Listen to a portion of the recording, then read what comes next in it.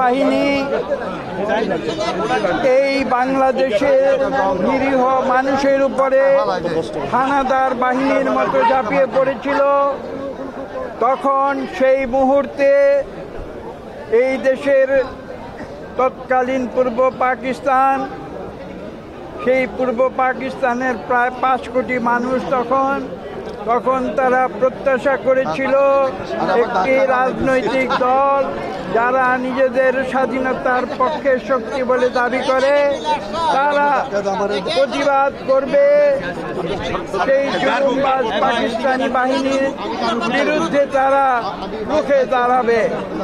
কিন্তু আশ্চর্যের বিষয়, ইতিহাস সাক্ষ্য দেয় তারা সেদিন সেই মুহূর্তে তাদের যে যোগ্য ভূমিকা পালন করতে ব্যর্থ হয়েছিল এবং ব্যর্থ হয়ে তারা সীমানা টপকে পালিয়ে গিয়েছিল।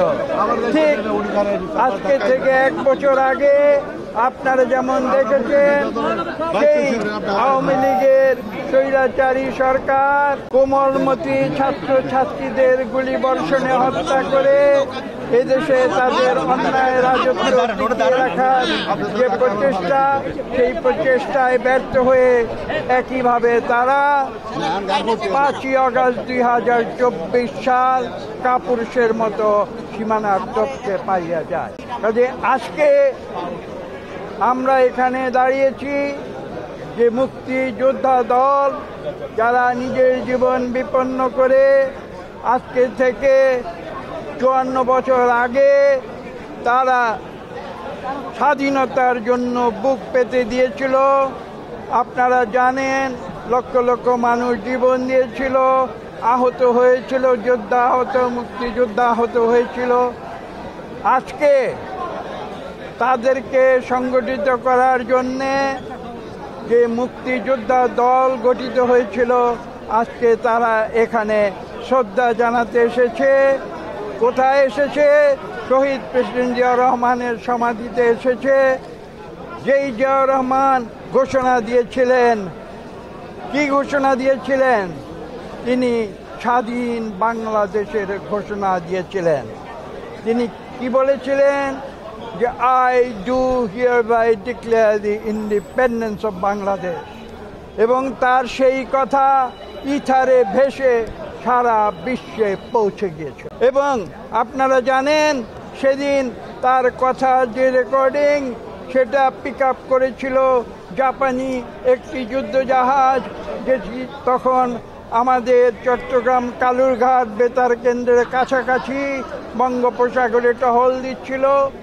এবং আপনারা এটাও জানেন যে কালুরঘাটে যে রেডিও ট্রান্সমিটারটি ছিল, সেটি ছিল অত্যন্ত দুর্বল, আজকের হিসেবে মাত্র 5 কিলোওয়াট একটি ট্রান্সমিটার। পরবর্তীতে আপনারা জানেন, শহীদ প্রেসিডেন্ট জিয়াউর রহমানের সেই স্বাধীনতার ঘোষণা, সেটা বিবিসি পিক আপ করেছিল এবং পরবর্তীতে সেই বিবিসির মাধ্যমে সারা বিশ্বে সেটা ছড়িয়ে যায় এবং বাংলাদেশের স্বাধীনতার যে বার্তা, সেই বার্তা বিশ্ববাসী জানতে পারে।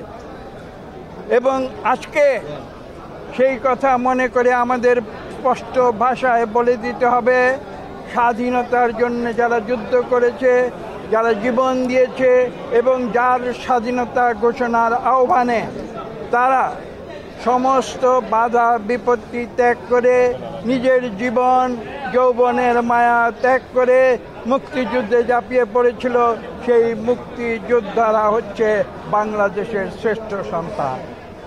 এবং আজকে সেই কথা স্মরণ করিয়ে দেওয়ার জন্য, সেই কথা আমরা তাদের প্রতি শ্রদ্ধা জানানোর জন্য আজকে এখানে এসেছি।